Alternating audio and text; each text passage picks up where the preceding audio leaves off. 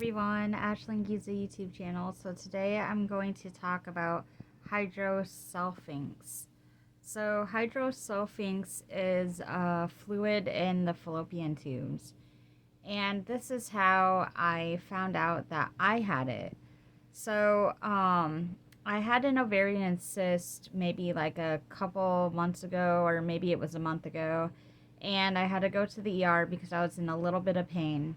So they did an ultrasound on my fallopian tubes, my uterus, and my ovaries, and they found a cyst, and it was 7 cm.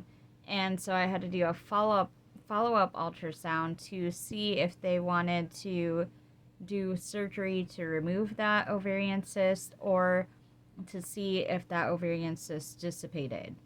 So I went to go to do my ultrasound, and the good news was that my ovarian cyst dissipated.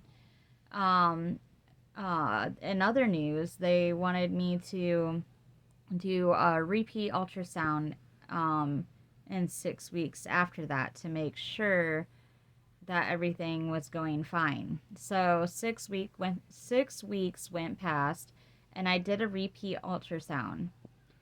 After I did a repeat ultrasound, they found that I did not have any more ovarian cyst, but they did find fluid in my fallopian tubes.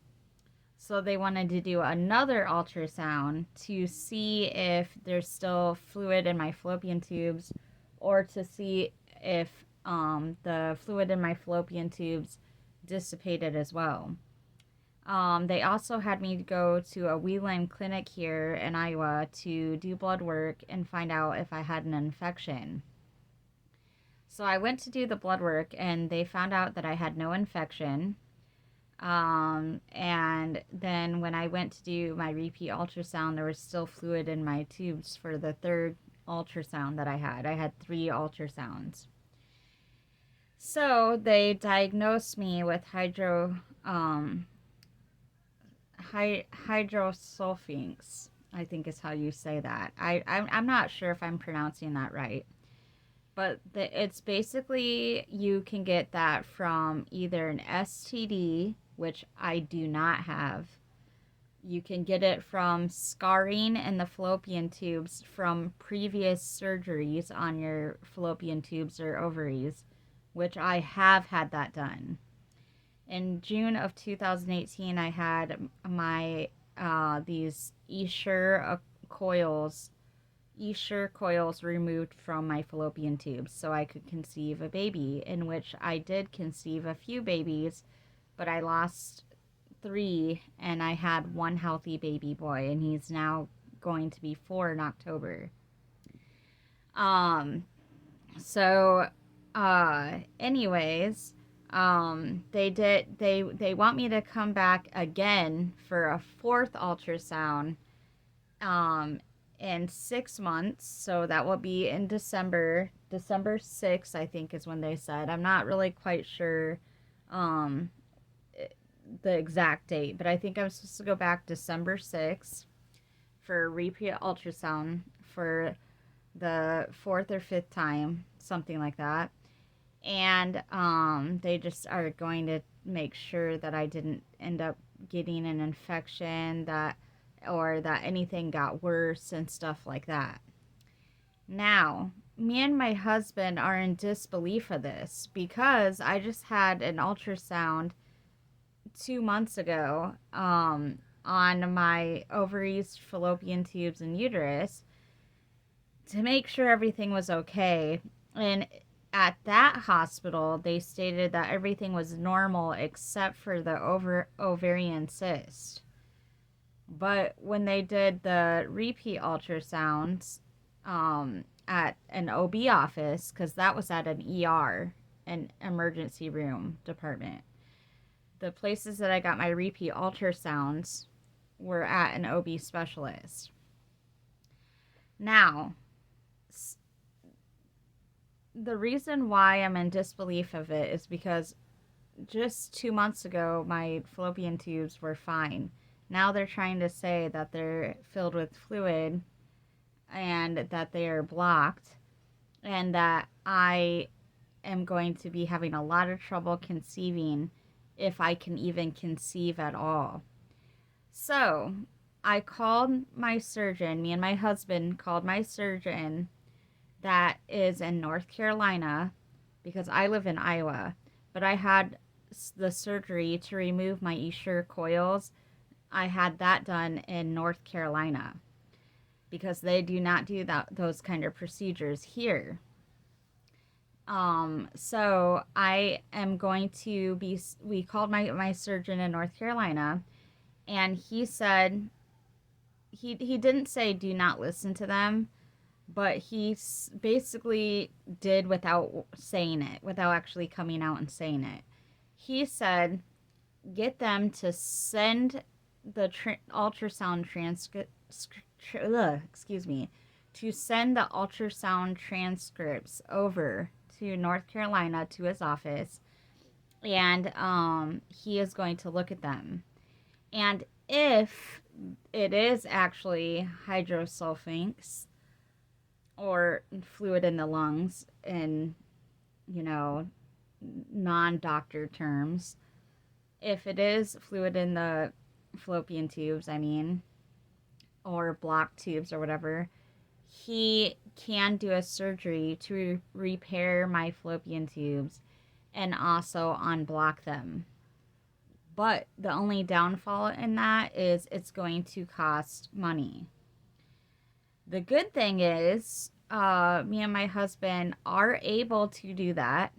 So, if he gets, when he gets the ultrasound scan transcripts, and he sees that they do find that my fallopian tubes are blocked, we are then going to schedule me a surgery to get them repaired and unblocked so I can conceive our last promised baby.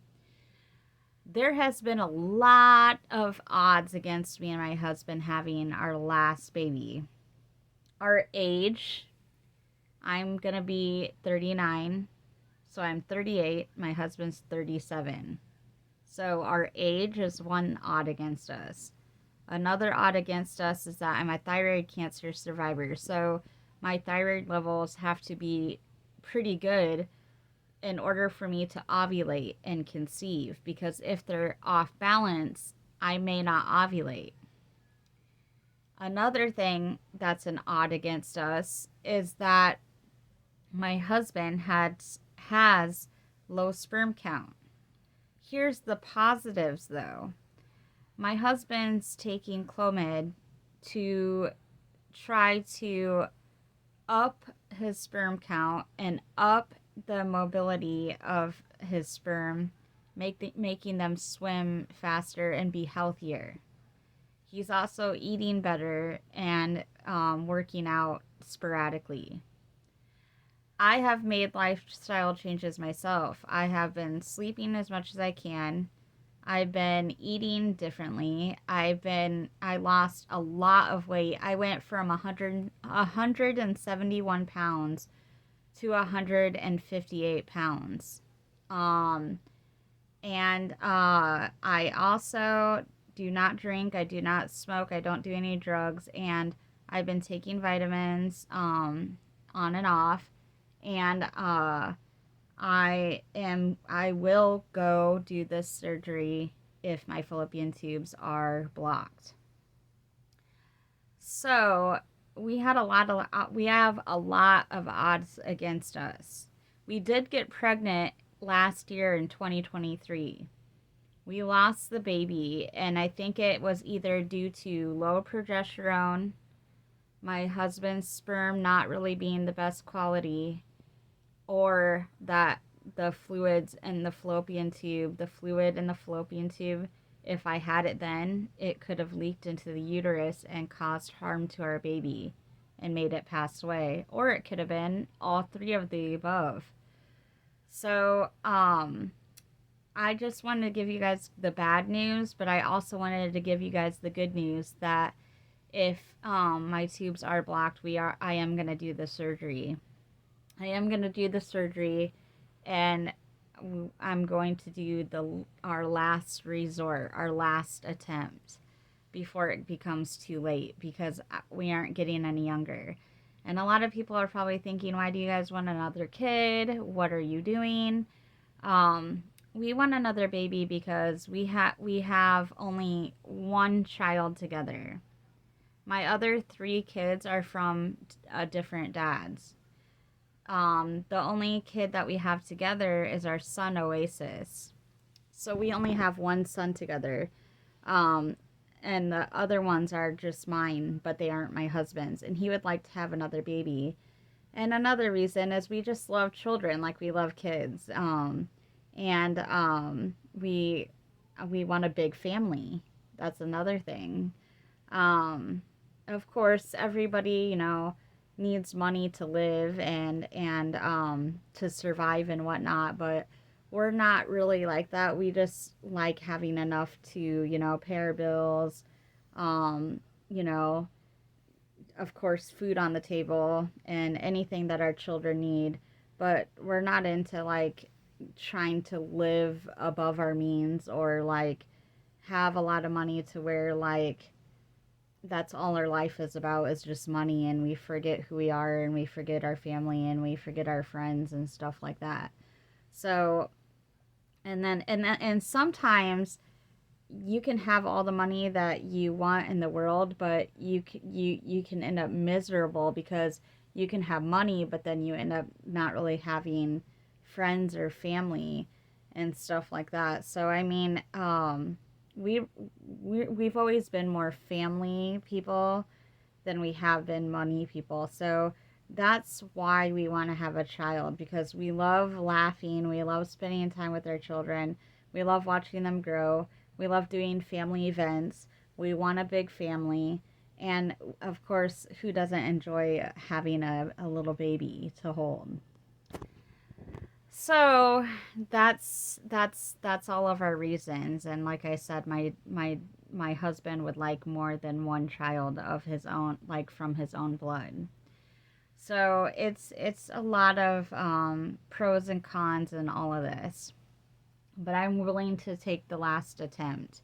And there is a lot of people, you guys, where I've done my research online and on social media platforms, excuse me, and there has been women that have gotten pregnant naturally when they've had fluid in their fallopian tubes. So um, just there's different like things you can eat, your diet. There's surgeries you can do. There's lots of options to get your tubes healthy and get them unblocked. And also, there's faith. There's faith in God. If you believe in God, pray to God, and He has the final answer, is what I believe. Um, I have like a testimony, like some testimonials I have in my other videos on my YouTube channel of things that I've went through um, in general, but also things I've went through with infertility that prove science wrong. So I'll just say real briefly that there's a lot of people, like a lot of physicians and family members and friends, that were saying that me and my husband couldn't have a baby and we shouldn't really try to have a baby because it could be dangerous. We could be wasting our money, this and that. And this was back in 2018. And I wasn't taking no for an answer because my husband and I didn't have any children together back then. This is before we had our son. And I knew that if I kept faith of a mustard seed, and I knew that if we kept trying and I kept praying too, that we would have a baby. And it's funny because we ended up getting pregnant 4 times, but we lost those babies, but we did have our one healthy baby, our baby boy Oasis. He's going to be 4 in October, and he is proof that when you have infertility troubles, a rainbow comes after a storm. A rainbow comes after hardship. And we went through lots of hardships and lots of losses of babies, and we ended up having him. So don't give up that hope, you guys. Please. We even got pregnant after him. Like I said, I was pregnant last year in 2023. It's just unfortunate, very unfortunate that that baby didn't make it. So, yeah, just don't give up. And even though I lost that baby, that was still a miracle pregnancy. So, I mean, yeah, I have no thyroid. I'm older, and I was even older even back then when I was 35. That's still an older age to be having a baby. My mom had my last sibling when she was my age, when she was 38 years old. And there's so many other women out there that are my age, 38 and older even, that conceive their babies. And even in the Bible, it talks about Sarah, who was over in her 40s or older, I think, and she conceived a baby after, many hardships and stuff. So don't give up. But I just wanted to talk to you guys a little bit about that and about what fluid in the fallopian tubes is, and what can cause you to have fluid in the fallopian tubes. So always make sure you guys go to your OBs and go get your pap smears and get checked up and stuff like that, because it can definitely help you, and it can make you find the answers that you need. So this is just another video of my infertility journey that I've been on in this last year, because last year I conceived, so that journey went well. We tried and tried, and we did get pregnant, but then we lost the baby. So it started well, but it ended sad. But we started a new journey in 2024. But we're, in June of 2024 right now. So we've been in the infertility journey for a few months in the year 2024 already. So it's been a little rough, but I have a good feeling that it's going to end good. That it's going to end with a baby, that it's going to end with a pregnancy. I am telling you guys right now, I feel that strongly.